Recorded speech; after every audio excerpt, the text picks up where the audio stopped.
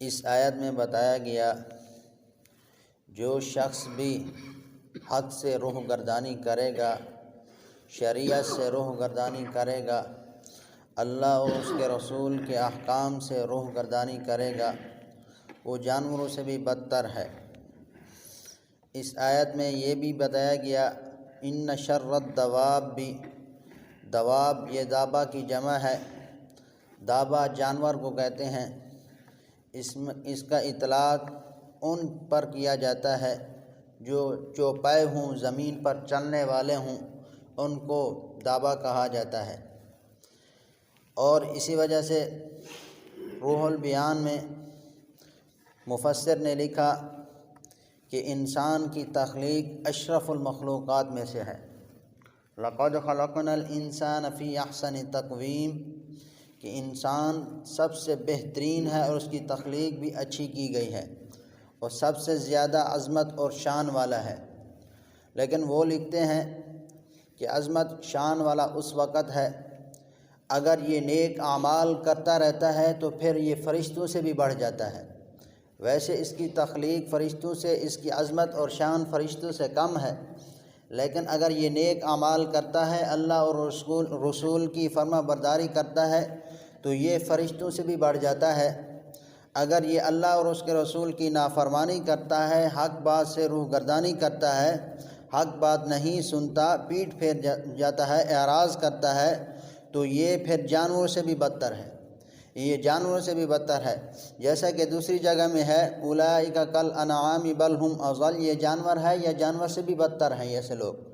تو اس وجہ سے ہمیں چاہیے کہ ہم نیک اعمال کریں اور پھر ہم کہ فرشتوں کی عظمت اور شان سے بھی بڑھ جائیں۔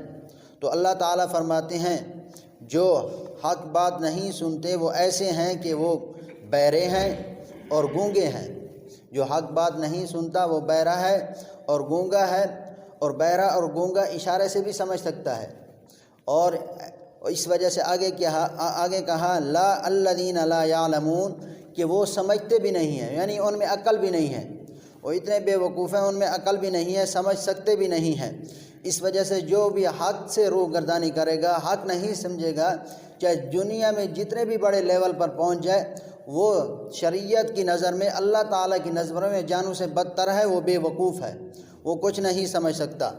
آگے اللہ تعالیٰ بیان کرتے ہیں ہاں اگر اللہ تعالیٰ سمجھتے، اللہ تعالیٰ جانتے ان میں کوئی خیر اور کوئی بھلائی، کافر اور مشرکین کے بارے میں ہے، اگر ان میں کوئی خیر اور کوئی بھلائی اللہ تعالیٰ جانتے، دیکھتے، تو ان کو یہ حق بات ضرور سنواتے، حق بات ضرور بتاتے، ان کے دل میں بیٹھ جاتی، پھر اللہ اور اس کے رسول کی فرما برداری کرنے لگتے۔ لیکن ان کی حالت یہ ہے اگر اللہ تعالیٰ ان کو سنوائے بھی صحیح، اللہ تعالیٰ ان کو حق بات بتائے بھی صحیح، وہ سن بھی لیں تو پھر وہ سننے سے بھی اعراض کریں گے اور پیٹھ پھیریں گے، تو یہ اعراض کرنے والے ہوں گے۔ تو اس سے معلوم ہوتا ہے اگر ہم دین کی طرف آتے ہیں، کان لگاتے ہیں، سوچ اور تدبر، غور و فکر کرتے ہیں، تو یہ اللہ تعالیٰ کی بڑی نعمت ہے، یہ اللہ تعالیٰ ہم پر راضی ہیں، اللہ تعالیٰ نے ہمیں دین کی بات سمجھنے کی توفیق دی، ہم غور و فکر کر رہے ہیں۔ اس وجہ سے جس چیز کی طلب نہیں ہوتی اس کی اہمیت بھی نہیں ہوتی۔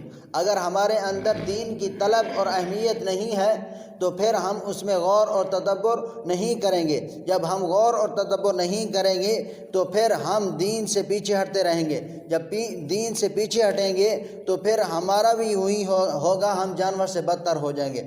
جیسا کہ دوسری جگہ میں ہے کہ صم بکم عمی فہم لا یرجعون، کہ وہ بہرے ہیں، گونگے ہیں اور اندھے ہیں۔